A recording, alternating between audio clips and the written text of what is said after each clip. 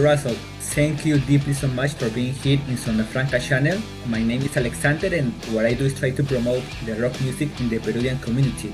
Would you like to introduce yourself, please? Yes, I am Russell Hitchcock. I sing lead vocals with Air Supply, and of course beside me on stage every night is Graham Russell, who writes the songs, and he sings very well and he plays great guitar too. Yes, my friend, in short words, how Air Supply were created?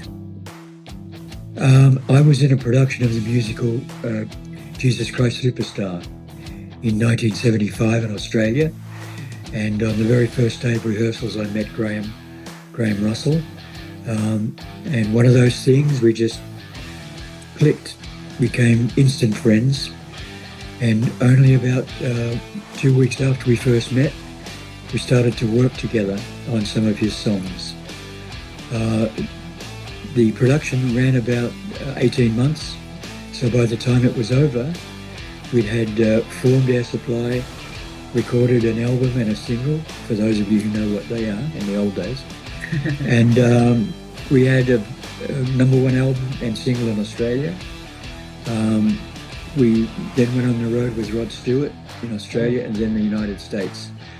But it wasn't until we recorded Lost in Love and All Out of Love in 1978.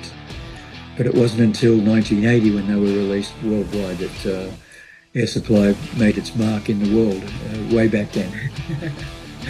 Wow, Lost in Love is such a good song. And you know something, like when I go to the gym and when I work out, I love to listen like 80s soft rock music, and pop me, you know, like make me lift good weights.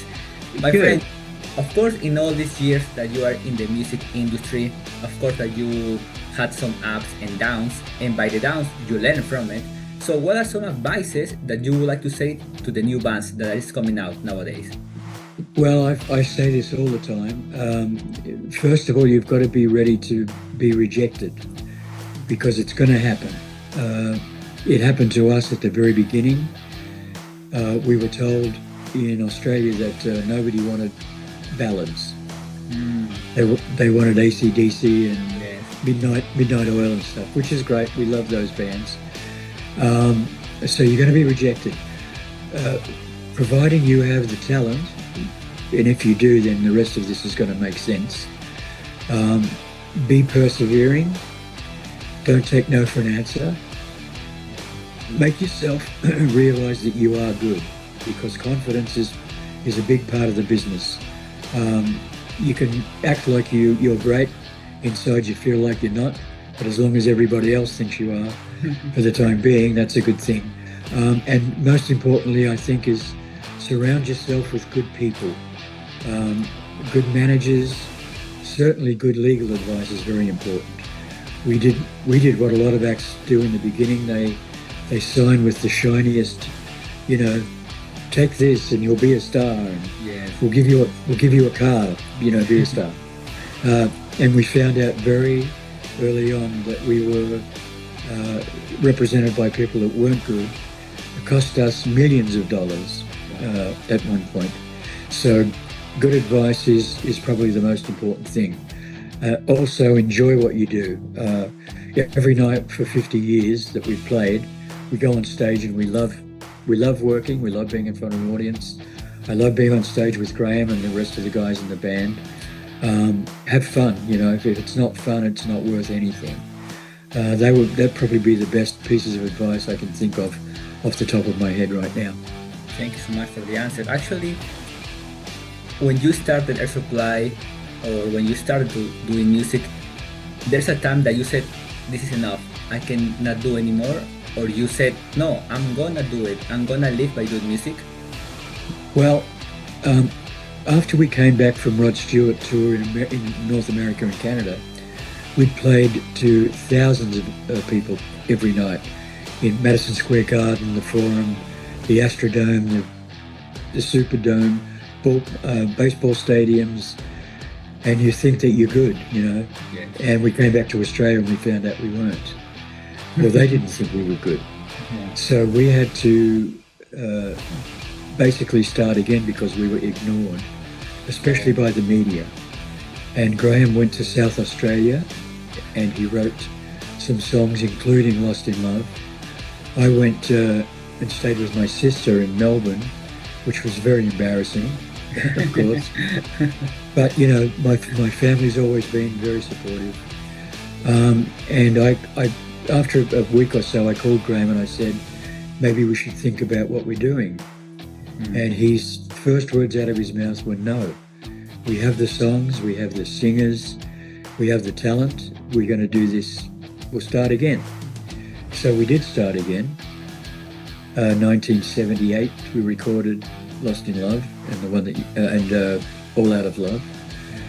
Lost in Love was a huge hit in Australia, and somehow that found its way to a guy called Clive Davis at Arista Records in the United States. Probably the most influential man ever to exist in the recording business. He signed us to a one-album deal with options for more, and he told us when we first met him, Lost in Love is going to be a worldwide hit for you guys. I guarantee it. And it was. Well, not number one, I think it was number 3. But from then on out, we had 7 consecutive songs in the top 5 in the big chart in the US Billboard magazine. Nobody had ever done that since the Beatles and Michael Jackson. So that was our beginning and the basis for where we are today. And like I said initially, new acts, don't give up. You know, if you have the talent, stick with it, because there's a saying in English, I don't know whether it's the same with you guys, that cream always rises to the top. So if you're good, you'll rise to the top no matter what's going on. And we did, and we've done our best to stay as close to the top as we could. We had, after 1987, 85 I think, we had radio stopped playing us in the US. They ignored us, but fortunately for us, we've been touring non-stop since 1980. Our fans in a concert situation never ran away from us. They stayed with us. So we toured. Last year we did 130 concerts. Wow. Worldwide, which is a lot for somebody my age. But our fans stuck with us. They didn't abandon us ever. So on the strength of that group of people all over the world, we've been able to maintain a very hectic touring schedule, and we are in live concert now. We're better than we ever were. We sell out more shows than we ever did, and it's also helped that recently, maybe 5 years, the return to 80s music. And I don't like to call it nostalgia, but some people do. Return to good music, melodic music. All the bands, are having success again. Rod Stewart's been on the road again. Foreigner, Styx, A Journey, you name it, they're all back again. And we are as well, and we have been. And that's all due to the support of the fans and nothing else. I know you are an ambitious guy, you, like you said, you work hard for what you have nowadays. So yes. What is something that you haven't achieved yet, maybe as a person or as a musician, that you would like to still go for it? Well, it's something that I can't go for because it's out of my hands. I think it's tragedy that Graham Russell has never been nominated for a Grammy for songwriting. Never. Not even, not a nomination even. The second thing, which will never happen, I've discussed this many times over the last 2 weeks doing interviews for overseas, is that we've never been nominated to be in the Rock and Roll Hall of Fame. There's something that, yeah. And so many acts, and God bless them. I have no ill will to any of them, and it's an incredible achievement, one that a musician, would dearly love, but it'll never happen for us. The whole process now has become, and has been for a long time, very political. Yeah. See, one of our problems is that we were never cool. You know, we were considered soft rock, which we don't think we are. Like soft, you know, good boys, no scandal, no drugs, no fights, no That's throwing good, man. televisions. That's good. That should a man should be. You know, that's good. Well, it is. Well, it's what we are. I'm not going to change now for anybody. Never threw TVs out of windows. Never got into any made the headlines anyway. So you know, we're fine with that, and you can't fight that. And having seen some of the nominations for this year, I don't understand why they were nominated.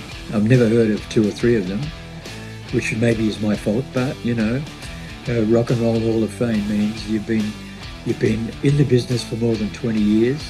You've sold more than 50 million records, I think, which we've done easy. Never any recognition. So those 2 things I would love to happen, but I doubt they will before I'm dead and gone. Well, what is important is what you transmit to the fans, you know? That's all matters. Yep, absolutely. Well, you know, once again, we've relied on the fans and we've supported their love of us by touring so much. I mean, we've been to your part of the world, I don't know, maybe 10 times or more in the last 20 years. We've been all over Southeast Asia since 1982. We were the first band to play in South Korea. We were the first band to play in mainland, do multiple dates on mainland China. We've played in Beirut. We've played in Vietnam. Wow. We've played places. We've played places that nobody goes to, and it's all due to the support of the fans. And we never want to let our fans down. We try our best not to disappoint them in any way, and we hope one of the ways we can do that is by continuously touring. I know this is like your 3rd time that you are here in Peru. What makes so special Peru for you guys? Well, it's one of the places that every time, you know, we usually get a basic one at the beginning of every year. And our manager was working on these dates that we're going to do quite a few countries when we're on this tour with you guys. We just love to see it. I mean, and this sounds cliche, but it's the truth. Love the people, most certainly, because it's a thrill to come and play for people that appreciate you and love your music dearly. Certainly, it's a totally different mindset, culture when you get there for the first time. We're kind of used to it now, so we know what to expect. But it's just, you know, once again, people in south of the border, anywhere in the world, they really do open their hearts to you tremendously. When we first used to go to Asia, for instance, everybody was very conservative, and you know, we would play a song and they go, then stop. You know, in Peru, you know, Argentina, blah blah blah, crazy. You know, the lights go out and everybody goes nuts, and we love that. So you know, we always look forward to it. The only thing, obviously, takes a bit of getting used to is the altitude, but you know, we're going to rock and roll when we get there. Don't worry about that. Have you tried some typical dishes from Peru? I would be lying if I could remember them. I know we have. Can you mention a few in case I do? Like ceviche or pisco sour? Oh, yeah. Pisco sour, yeah. I used to drink a lot of that. I don't drink anymore. But ceviche, love it. Yeah. Love it. Really, Thank you. No, Yeah. And like in all those years that you are also in the music industry, there's a specific time that you would like to do it again? To repeat it? You know, I don't know. First of all, if you try and repeat things, they don't always feel the same as when you do it the first time. But some highlights for us, we met, we played for the Australian bicentennial celebrations in 1988, and we got to play for Prince Charles and Lady Diana. Oh. And we got to meet her and him, now the King. But she was one of the most beautiful people I ever met outside, and her heart was wonderful. That's a thrill of a lifetime. We played in Cuba only once in 2005 to an audience of 175,000 people. Wow. That's not been even remotely close to anywhere. We played once in Sydney to 90,000, which we thought was big, but 175 was amazing. But as far as anything else is concerned, there are shows here and there that stick out, not to the same degree. But like I said, sometimes in the old days you would have a girlfriend and you would break up and then you would get back together and it wasn't the same. You break up with your girlfriend and you start to listen your songs, Lost in Love. And Right, well, those things happen. But I think, we've had great experiences. I live them in my memories and I relive them with, my daughter and my wife now, and sometimes look at videos, blah, blah, blah, but not I want to move on. I want to always move forward, I saw these past days that you guys do a show with Sebastian from Skid Row. How was that? That was crazy. It was. We were on. We do these cruises from pretty much every year. Yeah. There's a 70s cruise. There's a romance cruise. There's a 80s music cruise, which we just did. Sebastian was on that cruise with us, and we didn't see him do his thing, but the night before, the last night I met him at dinner, and we hit it off like that. He loves Air Supply's music. Yeah. I love his voice, and he said he was going to come see our show the final night, and he came backstage to meet us. And we said, do you want to sing All Out of Love with us at the end of the show? And he was like, what? I said, yeah, of course, it'd be great. So he said, I'd love to. So at the end of the show, he sang All Out of Love with us. And it was amazing. And I think we had 800,000 views already. Yes, I saw it. Yeah, and him and Graham are going to hopefully write some songs together. And we've become, him and I, very good friends straight away. We've been in touch with each other half a dozen times since we met and did the ship thing with him. But I'd heard some stories about him being wild man and being not so nice in the past. I don't know anything about that because he was wonderful to me and my wife, and we met his wife. She's a beautiful person.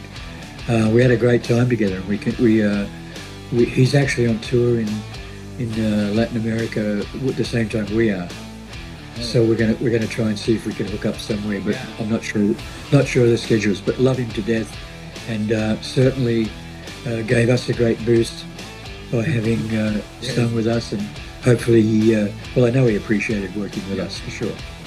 Yeah. What do you think made so special the 80s? Because everybody said, I love the 80s, I love soft rock, What do you think makes so special 80s that nowadays people still remember those songs? Well, for me, I'm a child of the 60s. Mm-hmm. I was a teenager in the 60s. I saw the Beatles in 1964. Oh, yeah, I went to see him in concert in Melbourne, wow. Yeah. George, Paul, George, and John, what is it? John, Paul, George, and Ringo, yeah. I saw them. And the 60s was very optimistic. The 70s carried that through. The 80s was also a time of positivity and joy, and people were happy to be alive. They enjoyed all kinds of music. There was no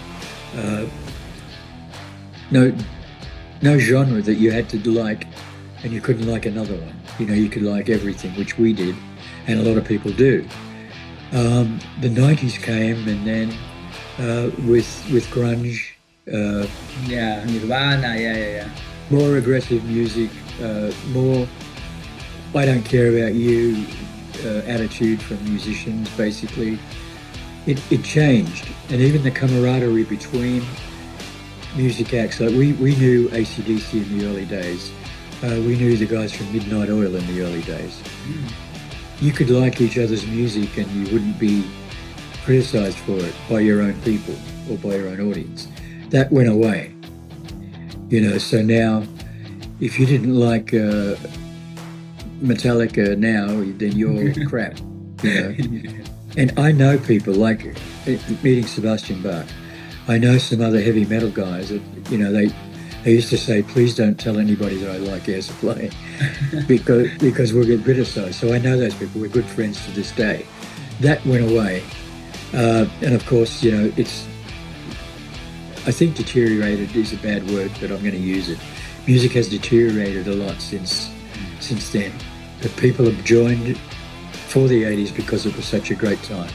Great musicians, great music, great songs, great a community of people that loved all the same stuff. And I think that's why people love it. Plus, once again, you go back to the 80s, not just Air Supply, but you fell in love with Lost in Love. You broke up. You heard all that a lot.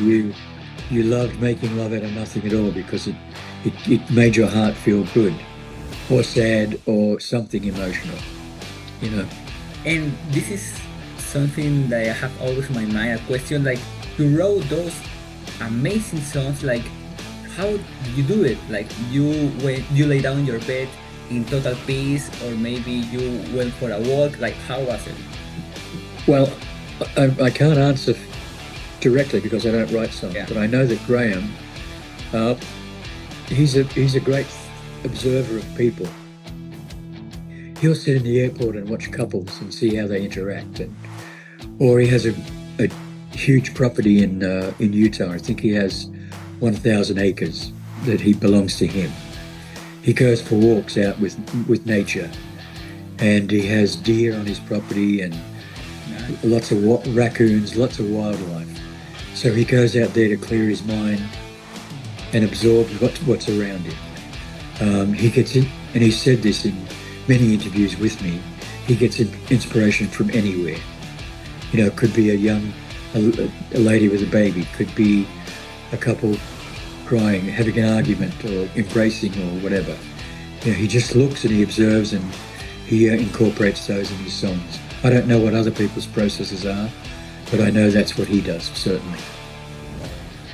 I know also that there's gonna be like a specific time when, as human beings, we're gonna say, okay, this is like the end, I'm gonna now just relax. So when that time is gonna come to Air Supply for you, sir, what is the legacy that you would like to leave to the fans?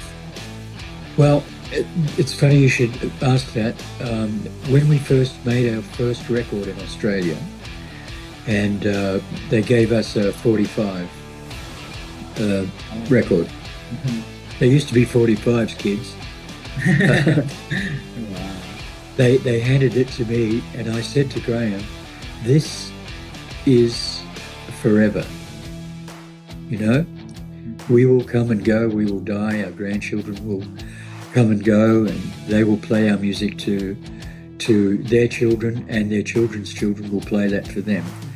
That's the legacy, is that we did something that will never be extinguished, never lost in time, always be enjoyed by whoever wants to use it or listen to it. And I feel that,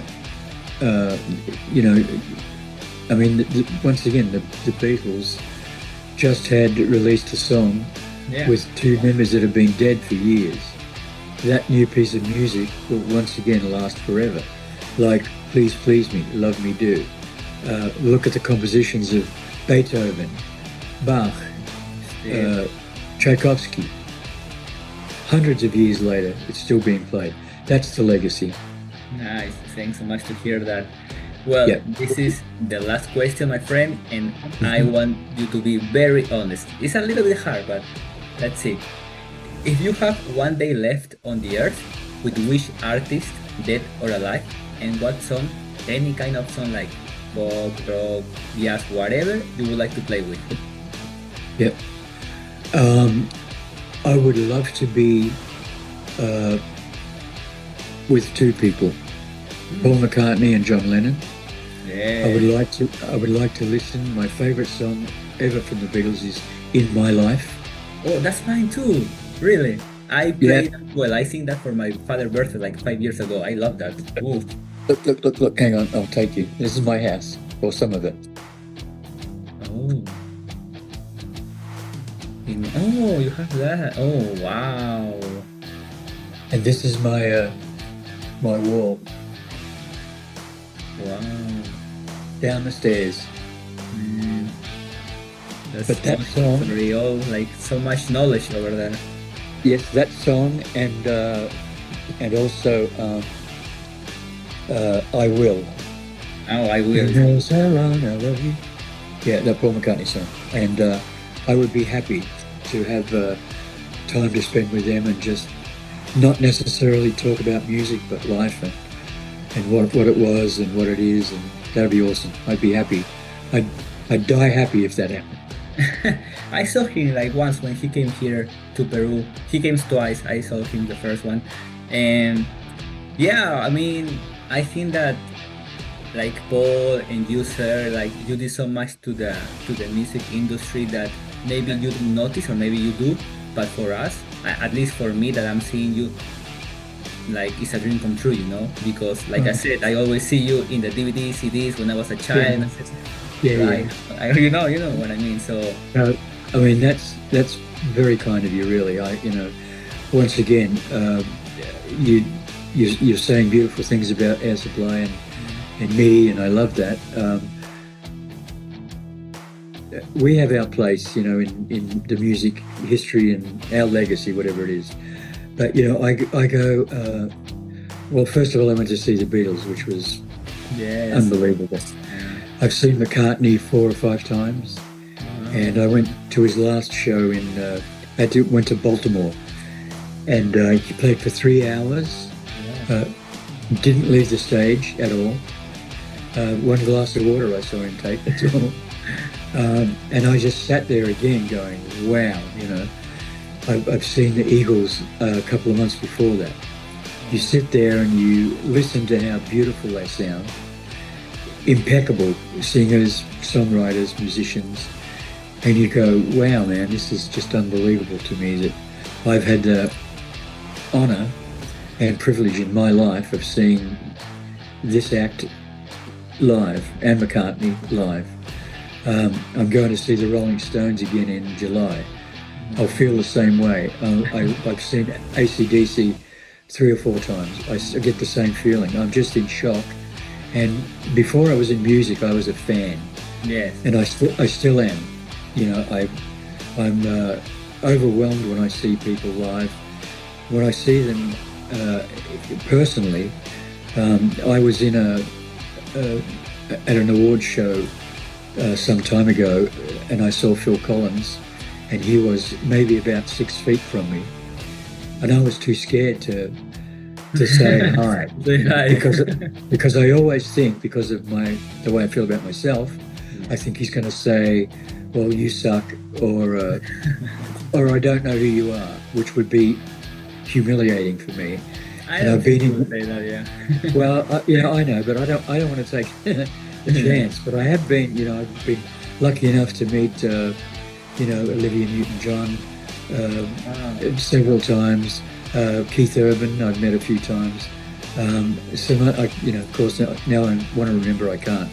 But I've got to meet a lot of people. Most of them were humble and how I expected. A couple of them were not nice at all, which also is disappointing when you have a vision of a thought about how somebody's going to be, and you meet them and it's disappointing. I don't like that, you know. But like I said, I'm a fan before anything. Oh, I met, we played a show in India once with Robert Plant was on the same stage, Brian May and Roger Taylor from Queen, Bryan Adams, and I met all of those guys, but the biggest thrill for me was to meet Robert Plant. He was such a beautiful person, and once again very humble, and just he exuded such a feeling of warmth and love and positive energy. You know, I loved it. Wow, well, you have so much to talk. I hope one day in my dreams we can sit down and talk. That will be really so special. You're going to come to the show in Peru, right? Of course, I'm platinum. I'm first line, yeah. Excellent. Well, get in touch with Steve Levesque. Oh, yeah. Tell him that you're going to come to the show and come backstage and meet Graham and I and get some photos. And oh, thank whatever. you, thank you. I will give you a present, t-shirts from. Oh, please do. Yeah. Large for me.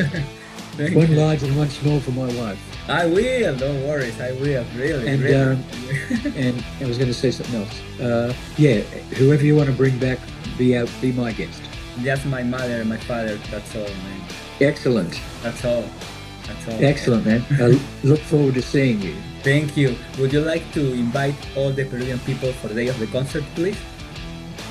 Well, okay, this is Russell with Air Supply, inviting all our fans in Peru, no matter where you live in Peru, try and make it to the show. It'll be an experience you'll never forget, I guarantee that. And bring lots of love with you, because that's what we're all about. Another one of my very favorite songs is All You Need Is Love, because that's the truth. And your name of your hat, Esperanza. Yeah. Yes. Hope. Yes. Yeah. This actually is a resort that we stay at in Cabo, San Lucas. And yes, that's yes. a really cool hope, man. Yeah. It's my favorite favorite hat. Thank you. Thank you, my friend. See you the day of the concert. Thank you so much for letting me be with you and not take a picture, but like to touch you, like that's. Oh. Yeah. Well, you'll be able to do more than that when we see you in Peru. But I have to tell you, I do 1,000 interviews, and I'm not telling you this for any other reason. It's the truth. This was a wonderful interview. Oh no! I just started this channel like 3 months ago, and really, thanks God that I had the chance to interview White Snake, Uriah Heep, like a lot of good musicians. Thanks God. Wow! Thank you, man. Well, just be safe. Bless you, and I'll see you in Peru. God bless you. Thank you. Bye. Thanks, man. Ciao.